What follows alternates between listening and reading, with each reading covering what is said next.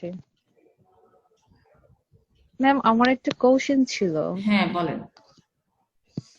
Ma'am আমার যেখানে farm ওইটা হচ্ছে একটা পোল্ট্রি শেড পরিত্যক্ত ছিল, আমি ওইটাকে মাশরুমের ফার্মে পরিণত করেছি আর কি। হুম তো ম্যাম ওই জায়গাটার আশপাশে অনেক খালি আর কি।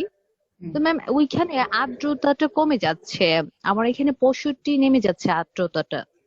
আচ্ছা, এখন আমি কি করব? আপনারা আর্দ্রতার ক্ষেত্রে যে জিনিসটা খেয়াল করবেন, ঘরের আর্দ্রতা মেনটেন করা কিন্তু কঠিন কাজ। ঘরের ভিতরে জি যদি আপনি আর্দ্রতা মিটার রেখে দেখেন, এখানে কমই দেখাবে। তো আপনারা আর্দ্রতাটা দেখবেন মাইক্রো লেভেলে। মাইক্রো লেভেল বলতে প্যাকেটের গায়ে, আমি যেখানে প্যাকেটটা রেখেছি বা র্যাকটা রেখেছি, র্যাকের ভিতরে প্যাকেট, ওইটুকু জায়গার ভিতরে দেখবেন এবং ওইটাকে কন্ট্রোল করার চেষ্টা করবেন। আর আপনার যদি বাতাস খুব বেশি লাগে, খোলা জায়গা হয়, তাহলে চতুর্দিকে একটু চটটাট টানায় দেন, ওকে হয়ে যাবে। ম্যাম।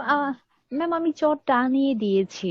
তো ওইখানে হ্যাঁ, হচ্ছে আমি একটা মিটার লাগিয়েছি, তো ওইখানে আপনি হচ্ছে সকালবেলা। আর্দ্রতাটা পুরা ঘরের দেখার দরকার নেই, আপনি র্যাকের ভিতরে মিটার লাগায় দেখেন।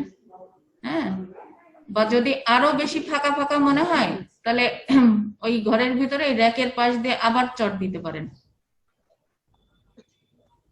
বুঝতে পারছেন? মানে জি ম্যাম। র্যাকটাকে চট দিয়ে ঘিরে দিতে পারেন, আবার যদি মনে করেন যে বাতাস তাও বেশি আসে। ম্যাম আমার ওইগুলা তো সবগুলা সিকাই সিস্টেম। শিকা না? জি ও, জি জি। আমি অসুবিধা নাই। খড়ের প্যাকেট রেখেছি। অসুবিধা নাই, আরেকটু ক্লোজ করে আর এক লেয়ারে আরেকটা চট দেন। আরেকটা প্যাকেট থেকে আরেকটু ক্লোজে আর এক লেয়ারে আরেকটা চট দিয়ে দেন। এবার বুঝতে পারছেন? জি জি জি। হ্যাঁ, আপনি প্যাকেটের গায়ে আর্দ্রতাটা ঠিক আছে কিনা মাইক্রো লেভেলে, এটা চিন্তা করবেন সবসময়। ভাইয়া ম্যাডাম কল। আমার একটা প্রশ্ন ছিল ম্যাডাম। হ্যাঁ বলেন। ম্যাডাম ওই যে কাচের বাক্স তৈরি করে সেখানে ইনোকুলেশন করা যায় না, ড্রামে যদি আমি এই করে নেই, স্টিম দিয়ে নেই? হবে, হবে না তা না। আপনি ড্রামে স্টেরিলাইজেশন করলেন, প্যাকেটগুলোকে নিয়ে এসে কাচের বাক্সে এখানে ইনোকুলেশন করলেন, হবে। কিন্তু গরমের সময় আপনার এখানে একটু কন্টামিনেশনের চান্স থাকে। শীতের সময় এখন কোনো সমস্যা হবে না। গরমের আপনার কি ড্রাম আগে থেকে আছে, ড্রাম বা কাচের বাক্স? না, কাচের বাক্স আমি তৈরি করি না, আমি আপনার তাহলে কাছ থেকে করেন না, পরামর্শ নিয়েই করবো। তাহলে করেন না। যদি না থেকে থাকে, যদি থেকে থাকে তাহলে বলবো যে ওটাতেই করেন। আর যদি না থেকে থাকে তাহলে আমার পরামর্শ হবে যে একটা স্টেরিলাইজেশন কাম ইনোকুলেশন চেম্বার কিনবেন, এটা উত্তম। তাহলে ওইটা গরমের দিনেও ব্যবহার করা যাবে ম্যাডাম? হ্যাঁ, মানে আপনার যে প্যাকেটটা যেহেতু ওইটার ভিতরেই স্টেরিলাইজ হবে, ওইখানেই ইনোকুলেশন করবেন, সেই ক্ষেত্রে আপনার কন্টামিনেশনের চান্স নাই। এটার ভিতরে ধানের মাদার বানাইতে পারবেন, খড় প্রসেস করতে পারবেন, সবকিছুই একটার ভিতরে আপনি করতে পারবেন। যদি না এটা কি বানিয়ে থাকেন। বাইরেও করা যাবে না? হ্যাঁ হ্যাঁ এটা কি বাইরে যে কোনো জায়গায় করা যাবে না? হ্যাঁ হ্যাঁ হ্যাঁ, যে কোনো জায়গায় করা যাবে। আপনি যদি কোনো আচ্ছা, কিছু তাহলে না অসুবিধা বানিয়ে নেই। থাকেন তাহলে আমি বলবো যে এটাই ইউজ করবেন। আর যদি জি থেকে ম্যাডাম। থাকে তাহলে এক্সিস্টিং যে ফ্যাসিলিটি আছে সেটা ব্যবহার করেই করবেন। আচ্ছা, আরেকজন কে যেন ম্যাম বলতেছিলেন। ম্যাম আমার একটা কোশ্চেন ছিল। হ্যাঁ ম্যাম বলেন। এখন যে আমি ওয়েস্টার্ন পি2 করতেছি, তো হুম, এখন তাপমাত্রা আর্দ্রতা কত থাকা দরকার? চাষঘরের আর্দ্রতা আমি যত বেশি রাখতে পারি, 70%-এর উপরে। আর আর তাপমাত্রা নিয়ে তো আমার মনে হয় যে এখন খুব বেশি একটা ঝামেলা নাই, এমনিতেই ঠান্ডা, তাই না? ম্যাম 25 ম্যাম 25 আর্দ্রতা 26 27 থাকলেও কোনো সমস্যা নেই। ইয়েটু ম্যাম আমার 20-এ নেমে যাচ্ছে। তাতেও কোনো সমস্যা নেই। এই যে তো আপনার ম্যাম আর্দ্রতাটা? থাকা জায়গা ম্যাম তো, আমার এখানে 20-এর নিচে নেমে যাচ্ছে ম্যাম। যদি আবার বেশি ঠান্ডা হয়ে যায় তখন ওই যে পিন হেড বের হইতে একটু দেরি দেরি হইতে পারে। যদি বেশি নেমে যায়, একেবারে 14-15 এরকম হয়ে যায়, জি, আমার আমার এখানে 14-15 এরকম থাকতেছে রাতের ওইটা বেলা। ওইটা তাহলে রাতের বেলা একটু আবার জানলা টানলা বেশি খোলা, যেদিক এদিক আটকে টাটকে রেখেন আর কি, রাতে আবার সকালবেলা খুলে দিয়ে। ম্যাম আর্দ্রতাটা জানতে চাচ্ছিলাম, কেমন আর্দ্রতাটা থাকা দরকার? আপনি বলছি না 70-এর উপরে, আর্দ্রতাটা বেশি থাকলে মাশরুম চাষের জন্য ভালো।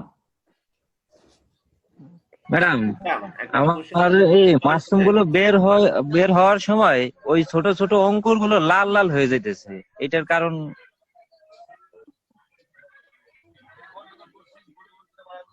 অভাবের কারণে এমন হয়। আপনার পিনটা বের হচ্ছে, যেমন আমাদের যদি গাছের একটা কুড়ি বের হয়, জি এখন হইলো যদি একটা গাছের কুড়ি বের হয়, ওই সময় যদি গাছের গোড়ায় পানির অভাব হয়, তাহলে দেখেন কুড়িটা কিন্তু একসময় ঝিমায় যায়, মরে যায়। এই বিষয়টা একটু খেয়াল করতে হবে, পানির অভাবের কারণে আপনার লালচে লালচে হয়ে যাচ্ছে, অন্য কোনো কারণ না। মানে পানি তো আমি প্রতিনিয়ত 3 থেকে 4 বার করে দিতেছি, এখন এই কারণে।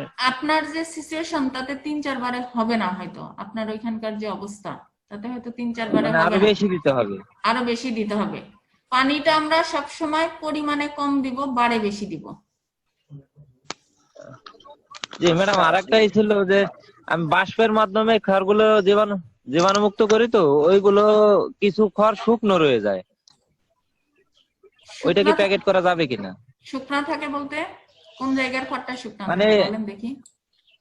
ওই হালকা পানি দিয়ে তারপর হলো বাষ্পের মাধ্যমে করি, হালকা ওইটার ভিতরে পানি আর না, কি হালকা পানি না, আপনি পানিটা হইলো 65%, 70% এরকম থাকবে। অর্থাৎ যদি আপনার 4 কেজি খড় হয়, হ্যাঁ, 4 জি কেজি খড় হইলে 2.5 থেকে 3 লিটার পানি এখানে দিয়ে খড়টাকে মিশাইতে হবে।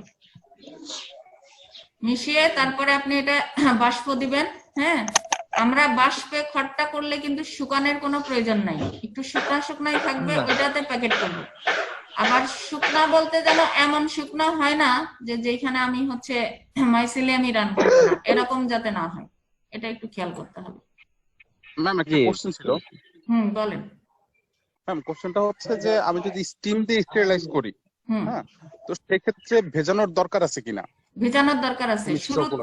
শুরুতেই খড়টাকে ভিজাইতে হবে, সেটাই বলতেছিলাম যে স্টিম দিয়ে করলে সেটা যদি শুধু খড় হয় অথবা কাঠের গুঁড়া অর্ধেক অর্ধেক খড়, যেমন গরমের সময় কিন্তু এই প্রক্রিয়াই করবেন, অর্ধেক খড় অর্ধেক কাঠের গুঁড়া দিবেন। তাহলে আমরা যদি 4 কেজি হয় তাহলে 2.5 থেকে 3 লিটার পানি। 2.5 থেকে 3 লিটার কেন বললাম, ওই যে শুকনা ভেজার উপরে নির্ভর করবে। 2.5 থেকে 3 লিটার পানি লাগবে। এটা দিয়ে মিশিয়ে নিয়ে তারপরে যে ছোট ছোট নেটের ব্যাগে ভরে আমি বাষ্প দিব এটার ভিতরে। আচ্ছা ম্যাম, আরেকটা কোশ্চেন ছিল, সেটা হচ্ছে বলেন। যে আমি পানিটা, আমি যে পানিটাতে ভিজাবো, এখন আমার এখানে পানি খুব প্রবলেম। আসসালামু আলাইকুম। পানি প্রবলেম বলতে ম্যাম, দাঁড়ান, শুনতে পাচ্ছেন? একজনেরটা শুনতেছি, একটু শুনে নেই, তারপরে আপনি বলেন। হ্যাঁ, আরিফিন আমিন বলেন। আমার এখানে, হ্যাঁ, আমার এখানে টিউবওয়েলের পানিতে হচ্ছে আপনার প্রচুর আয়রন। আয়রনের সমস্যা নেই, আর্সেনিক আয়রনের না প্রবলেম থাকলেই হবে? হইল, আর্সেনিক না থাকলেই হইল, আয়রনে কোনো সমস্যা নেই। আচ্ছা, আমি কি পুকুরের পানিতে ঠিক আছে এটা আমি স্ট্রটা ভিজাইতে পারবো? পুকুরের পানি না, খাওয়ার উপযোগী যে পানি, পুকুরের পানি তো খাওয়ার উপযোগী না। মাশরুম চাষের জন্য খাওয়ার উপযোগী যেই পানি, সেই পানিটা আমরা ব্যবহার করব। আচ্ছা, আর্সেনিক থাকলে প্রবলেম হবে? অবশ্যই আর্সেনিক যুক্ত পানি ইউজ করা যাবে না। যেটা আমাদের খাওয়ার উপযোগী না, যেই পানি, সেই পানি মাশরুম চাষে ব্যবহার করা যাবে না, কারণ মাশরুমটা তো আমরা খাবো। জি ম্যাম। ম্যাম আরেকটা কোশ্চেন হচ্ছে, আমি যে ইয়েটাতে আমি একটা ড্রাম ইউজ করতেছি স্টেরিলাইজ করার জন্য, তো এটাতে প্রেসার কতটুকু থাকবে, ইয়ার প্রেসার? ড্রামে আপনি প্রেসার টেসার এগুলা কন্ট্রোল করতে পারবেন না। আমি একটা মেশিন লাগিয়ে নিয়েছি ম্যাম, ওটা অটোক্লেভের মতো এখানে ওইগুলা ড্রামে তাপ চাপ কোনোটাই ওইভাবে মেনটেন করতে পারবেন না। ড্রামে করলে ওগুলা কোনো কিছুই দেখার দরকার নেই। আচ্ছা, তাহলে টাইমটা কতক্ষণ আমি ইয়ে করব স্টিমের? স্টিম দিবেন 1 থেকে 1.5 ঘন্টা।